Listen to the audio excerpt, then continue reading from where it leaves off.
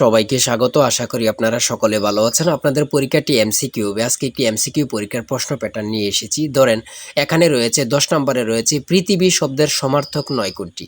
পৃথিবী শব্দের সমার্থক নয় কোনটি? এখানে ৪ টা অপশন দেয়া থাকবে, যে অপশনটি সঠিক। ধরেন ক নাম্বার অপশনটি সঠিক যদি আপনারা ভরাট করতে পারেন তাহলে নাম্বারটি পেয়ে যাবেন। ঠিক আছে? অর্থাৎ এখানে স্ক্রিনে যে প্রশ্ন প্যাটার্নটি দেখতে পাচ্ছেন, এখানে প্রশ্ন করা হয়েছে, নিচে ৪ টা অপশন দেয়া আছে।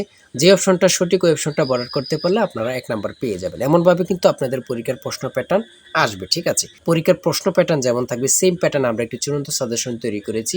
সাজেশনটি নিতে স্ক্রিনে দেওয়া হোয়াটসঅ্যাপ নাম্বার রয়েছে, ইমো নাম্বার রয়েছে। যেকোনো একটি মেসেজ করে সাজেশনটি সংগ্রহ করুন। অর্থাৎ স্ক্রিনে দেওয়া যে নাম্বারটি ওটার মধ্যে হোয়াটসঅ্যাপ আছে, ইমো আছে। যেকোনো একটাই মেসেজ করে সাজেশনটি সংগ্রহ করুন। সাজেশনের মূল্য মাত্র ১০০ টাকা। আমি অবশ্যই বলি প্রত্যেকে আমাদের সাজেশনটি সংগ্রহ করবেন যারা কাজের কারণে, চাকরির কারণে, পড়ালেখার সময় পান না অথবা পড়ালেখায় একটু দুর্বল, তারা অবশ্যই প্রত্যেকে আমাদের সাজেশনটি সংগ্রহ করে পড়ে যাবেন। ইনশাল্লাহ আপনি পরীক্ষায় পাশ করবেন। ঠিক আছে? আমি অবশ্যই বলি প্রত্যেকে আমাদের সাজেশনটি সংগ্রহ করবেন মাত্র ১০০ টাকা। এটা কিন্তু বেশি না।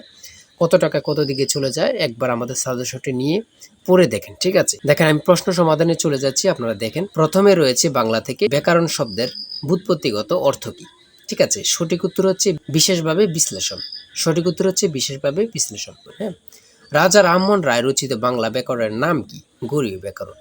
তারপর নিচের কোন বানানটি শুদ্ধ? কত পরীক্ষায় যে আসছে সেটা আল্লাহ ছাড়া কেউ জানে না। এই প্রশ্নটি অনেক পরীক্ষা আসছে, অনেকবার আসছে। হ্যাঁ, খুবই গুরুত্বপূর্ণ। বাংলা থেকে আপনার শুদ্ধ বানান আসবে, বিপরীত শব্দ আসবে, শব্দের অর্থ আসবে, তারপরে প্রতিশব্দ আসতে পারে, বাগধারা থেকে আসবে। ঠিক আছে? এগুলো থেকে কিন্তু ঘুরে পড়ে কারক থেকে প্রশ্ন আসতে পারে, এগুলো থেকেই প্রশ্ন। হ্যাঁ, বিভিন্ন কবি যেমন কাজী নজরুল ইসলাম, রবীন্দ্রনাথ ঠাকুর, তারপরে জসিমউদ্দিন, মুনীর চৌধুরী, এগুলো সম্পর্কে কিন্তু আপনাদের প্রশ্ন আসবে, দুই একটা প্রশ্ন আসবে। হ্যাঁ, প্রশ্ন কিন্তু একদম কঠিন হবে না। আমরা সকলেই কিন্তু বুঝি, কিন্তু ভালো সাজেশন পাই না বলে কিন্তু উত্তীর্ণ হতে পারি না। বিষয়বস্তু বুঝতে পারি না দেখি কিন্তু উত্তীর্ণ হতে পারি না। ইনশাল্লাহ আমাদের সাজেশনটি পড়লে যথেষ্ট। আমি আশা রাখি প্রত্যেকে আমাদের সাজেশনটি অবশ্যই সংগ্রহ করবেন। পৃথিবীর শব্দের সমার্থক নয় কোনটি? গৌর। যেমন সন্ধি বিচ্ছেদ থেকে ১ থেকে ২টা প্রশ্ন থাকবেই। সন্ধি বিচ্ছেদ থেকে আমি বারবার বলি। হ্যাঁ, কারক থেকে প্রশ্ন ১ থেকে ২টা প্রশ্ন থাকতে পারে, ২টা প্রশ্ন থাকতে পারে। শব্দের অর্থ থেকে এখানে দিয়েছে দেখেন।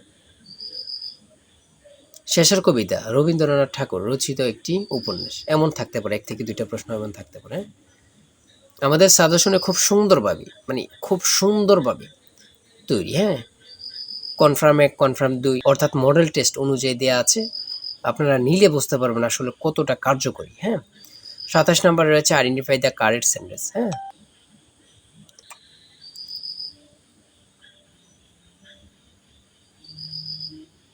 ইংরেজি থেকে প্রিপোজিশন, আর্টিকেল, সিনোনিম, অ্যান্টোনিম থেকে অবশ্য প্রশ্ন থাকবে। আর ট্রান্সলেট থেকে অবশ্যই ১০০% শিওর প্রশ্ন থাকবে। এটা কিন্তু বিশেষভাবে মনে রাখবেন। হ্যাঁ, ভয়েস থেকে প্রশ্ন থাকবে।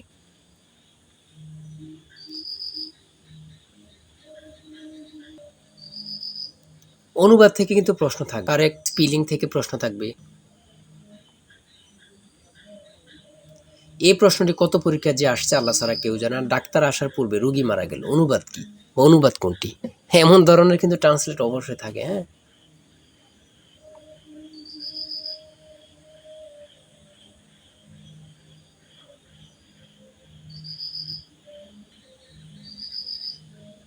গণিত থেকে অঙ্ক থাকবে। পিতামাতা, লাভ ক্ষতি, তারপরে মান নির্ণয়ের, এগুলো থেকে অঙ্ক থাকবে। জীবিতি থেকে ২-১টা প্রশ্ন থাকতে পারে। পিতামাতার থেকে অবশ্যই প্রশ্ন থাকবে। মৌলিক সংখ্যা থেকে থাকবে। ২৫ থেকে ৫০ পর্যন্ত সংখ্যার মধ্যে মৌলিক সংখ্যা কতটি? দ্বারা থেকে থাকবে।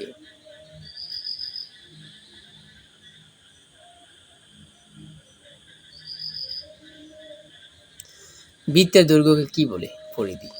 মান নির্ণয়ের থেকে থাকবে। ১ থেকে ২০ পর্যন্ত রাশিগুলোর যোগফল কত? বিশ্বের প্রথম কার্বন প্রভাবমুক্ত দেশ কোনটি? মানুষের শরীরে মোট কয়টি ক্রোমোজোম থাকে? কত জোড়া ক্রোমোজোম থাকে বা কয়টি ক্রোমোজোম থাকে? আয়োডিনের অভাবে কি রোগ হয়? হ্যাঁ,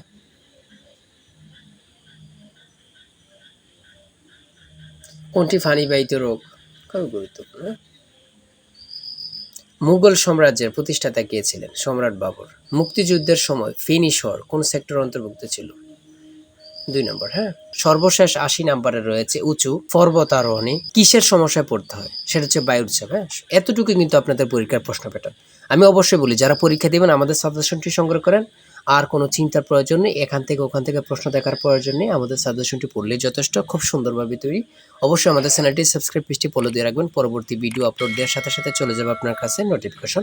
আপনাদের প্রশ্ন সমাধান, রেজাল্ট সকল কিছু আমাদের চ্যানেলে সবার আগে পাবেন। অবশ্যই চ্যানেলটি সাবস্ক্রাইব করে রাখবেন আপনার জন্য। ঠিক আছে? এবং কি পারলে একটা লাইক করে দিবেন। আজকের ভিডিও এই পর্যন্তই।